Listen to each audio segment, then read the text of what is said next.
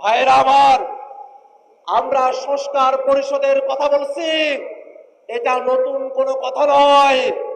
ঐক্যমত্য কমিশনে 30টির উপরে রাজনৈতিক দল একমত হয়ে সকলে এক কথা বলে সংবিধানের টেকসই পরিবর্তনের জন্য, সংস্কার সাধনের জন্য, সংস্কারকে টেকসই করার জন্য সংশোধনী নয়, সংবিধান সংস্কার পরিষদের বিষয়ে সকল রাজনৈতিক দল আমরা একমত হয়েছিলাম।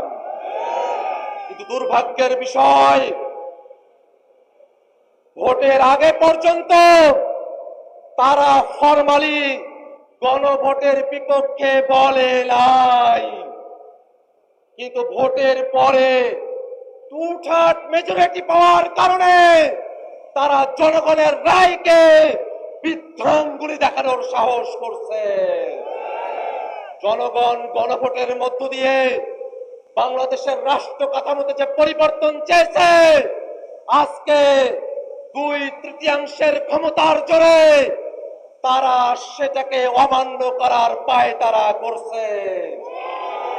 ভাইরা আমার, তারা সংবিধানের কথা বলছে, আমরাও বলি দেশ পরিচালনা করতে সংবিধান লাগবে, কিন্তু সেই সংবিধান 72-এর মুজিববাদী সংবিধান না। সেই সংবিধান শেখ হাসিনার সংবিধান না। সেই সংবিধান কোন দল বিএনপির সংবিধান না।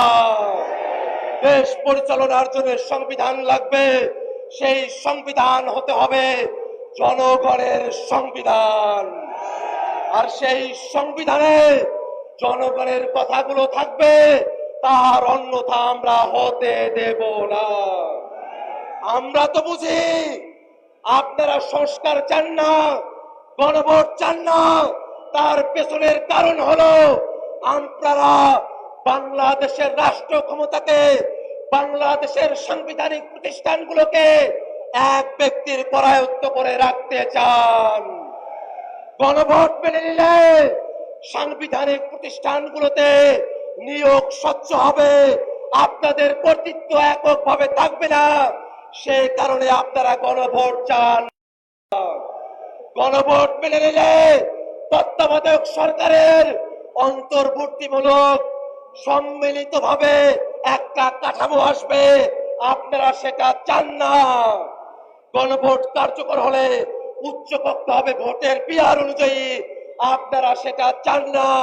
আপনারা মৌলিক কাঠামোর পরিবর্তন চান না, এ কারণে এই গণভোট চান না। আমরা বলতে চাই, সংসদে আপনাদের সংখ্যাগরিষ্ঠতা থাকতে পারে, কিন্তু বাংলাদেশের জনগণ 70% সংখ্যাগরিষ্ঠতা নিয়ে রাজপথে আছে। এই জনগণকে কোনোভাবেই অমান্য করে আপনারা টিকে থাকতে পারবেন না। আপনাদের পতন নয়, আপনাদের সুন্দর পদক্ষেপের অপেক্ষায় জাতিকে সাথে নিয়ে আমরা অপেক্ষা করছি। সংসদে, রাজপথে কথা হবে সংস্কারের জন্য।